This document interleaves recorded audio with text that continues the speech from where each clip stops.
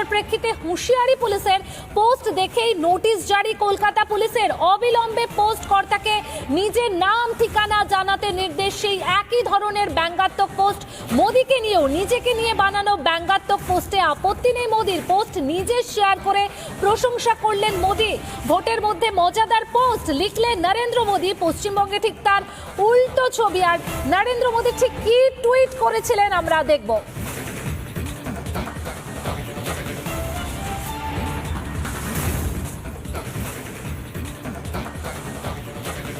ভিডিওটি দেখে আপ্লুত হন নরেন্দ্র মোদী। ভোটের মধ্যে এমন পোস্ট দেখে উচ্ছ্বসিত নরেন্দ্র মোদী এবং তিনি কিন্তু পোস্টে দেখা মাত্রই বলেন যে ভোটের মধ্যে মজাদার পোস্ট, একদম টুইট করে লিখেছেন নরেন্দ্র মোদী। পোস্ট নিজে শেয়ার করে প্রশংসা করেছেন।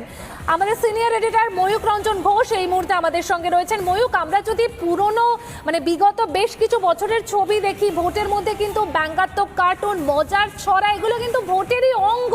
সেক্ষেত্রে মমতা বন্দ্যোপাধ্যায় কেন এগুলো মজার ছলে নিতে পারছেন না, যেখানে আমরা দেখছি নরেন্দ্র মোদী নিজে শেয়ার করছেন?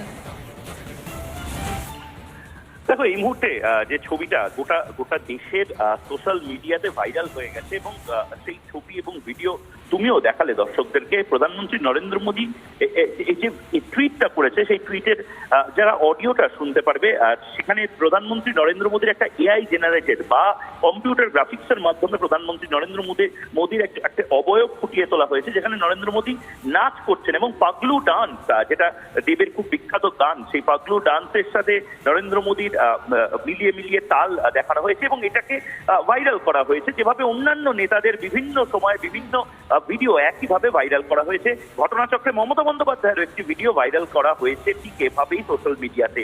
এবং লক্ষণীয় যেটা, যে বেছে বেছে কলকাতা পুলিশ মমতা বন্দ্যোপাধ্যায়ের যে ভিডিও যে যারা পোস্ট করেছিলেন তাদের পোস্টের নিচে জয়েন্ট সিপি ক্রাইম বা সাইবার সেলের দায়িত্বে যে পদস্থ আধিকারিকরা থাকেন, তারা ভিডিওর যে নামিয়ে দেওয়ার কথা এবং তার পাশাপাশি ভিডিও যে যিনি পোস্ট করেছেন তার পরিচয় জানবার জন্য সরাসরি সেখানে লিখতে দেখা গেছে এবং তার পাশাপাশি নোটিশ পাঠাতে দেখা গেছে বলেও দাবি করা হয়েছে।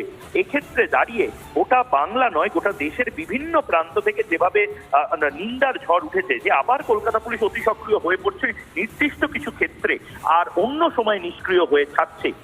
অভিষেক বন্দ্যোপাধ্যায়, তৃণমূল কংগ্রেসের সাধারণ সম্পাদক অভিষেক বন্দ্যোপাধ্যায়ও কিন্তু এটা নিয়ে টুইট করেছেন এবং টুইট করে নির্দিষ্টভাবে বিজেপিকে আক্রমণ করে বলেছেন যে এক্ষেত্রে দাঁড়িয়ে নাকি ইলেকশন কমিশন ফেক নিউজের বিরুদ্ধে লড়াই করতে বলেছিল এবং সোশ্যাল মিডিয়াতে যাতে কোনো ফেক নিউজ বা কোনো ধরনের ফেক ভিডিও না থাকে সেইটা দেখতে বলা হয়েছে। এবং সেক্ষেত্রেই দাঁড়িয়ে কলকাতা পুলিশের হয়েই তিনি সাফাই দিয়েছেন যে কলকাতা পুলিশ ঠিক সে কারণেই এই কাজটি করেছে, যেটা বিজেপি একটি ইস্যু তৈরি করছে। কিন্তু ইস্যু বা নন ইস্যু যাই হোক না কেন, কঙ্গনা রানাওয়াত থেকে শুরু করে একাধিক তারকা, একাধিক বিজেপি নেতা, একাধিক সোশ্যাল মিডিয়া ব্যবহারকারী যারা রয়েছেন, তারা কিন্তু প্রধানমন্ত্রী নরেন্দ্র মোদীর এই যে আচরণ, যেখানে উনি পাগলু ডান্সে নিজে নাচছেন, খুব অল্প বয়সী কম বয়সী ছেলেমেয়েরা যেভাবে মিম বানায়, দেশের প্রধানমন্ত্রীকে নিয়েও মিম বানিয়েছে এবং সেই মিমটা প্রধানমন্ত্রী নিজে শেয়ার করেছেন এবং বলেছেন আমিও খুব মজা পেয়েছি। এই ধরনের ভোটের রস তো থাকবেই, ভোটের রসাত্মক ব্যঙ্গ রসাত্মক পোস্ট তো থাকবেই।